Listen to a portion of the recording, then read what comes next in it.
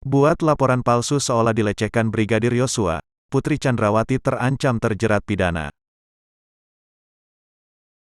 Selamat sore Tribuners, bersama saya Tria Wulandari. Inilah update berita terkini yang dilaporkan langsung reporter Tribun Network dari lapangan. Laporan dari Putri Chandrawati, istri Irjen Verdi Sambo terkait laporan dugaan pelecehan seksual, dihentikan polisi.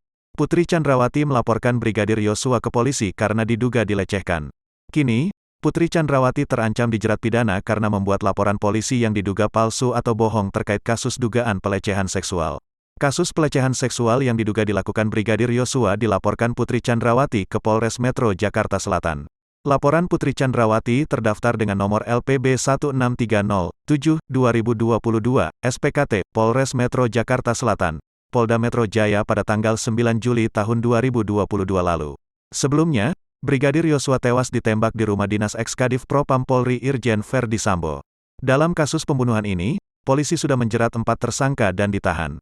Selain Baradae yang ditahan, Irjen Verdi Sambo juga sudah ditahan dan dikenakan pasal 340 tentang pembunuhan berencana. Putri Chandrawati membuat laporan ke polisi karena menuding Brigadir Yosua melakukan tindak pidana kejahatan terhadap kesopanan dan atau perbuatan memaksa seseorang dengan kekerasan atau ancaman kekerasan dan atau kekerasan seksual.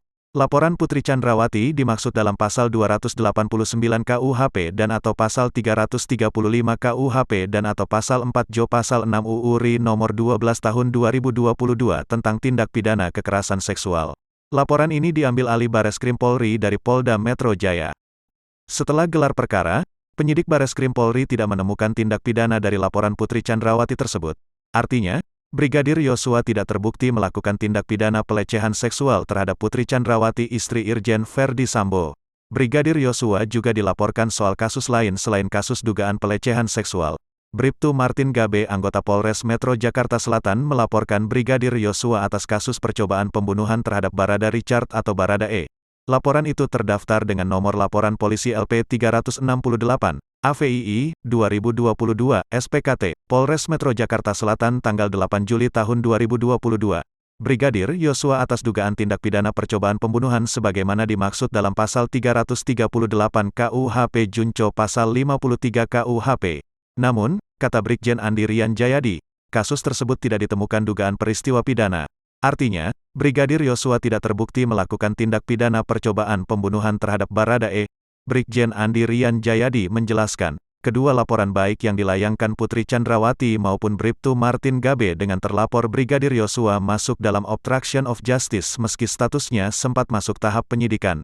Dijelaskan Brigjen Andi Rian Jayadi, laporan pelecehan kepada Putri Chandrawati dan percobaan pembunuhan kepada Baradae merupakan upaya penghalangan penyidikan.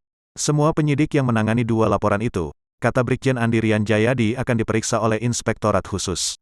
Sementara, Kabareskrim Polri Komjen Agus Andrianto bilang, semua saksi melihat Brigadir Yosua tidak masuk ke dalam rumah saat mengantar Putri Chandrawati ke rumah dinas Irjen Verdi Sambo, Kompleks Polri Duren 3, Jakarta Selatan pada hari kejadian. Itu artinya, tudingan Brigadir Yosua masuk ke dalam kamar Putri Chandrawati lalu melakukan pelecehan seksual dan menodongkan pistol tidak terbukti. Komjen Agus Andrianto menjelaskan bahwa pihaknya menyerahkan nasib Putri Chandrawati kepada tim khusus. Nantinya, tim khusus yang akan menentukan status hukum istri Irjen Verdi Sambo tersebut.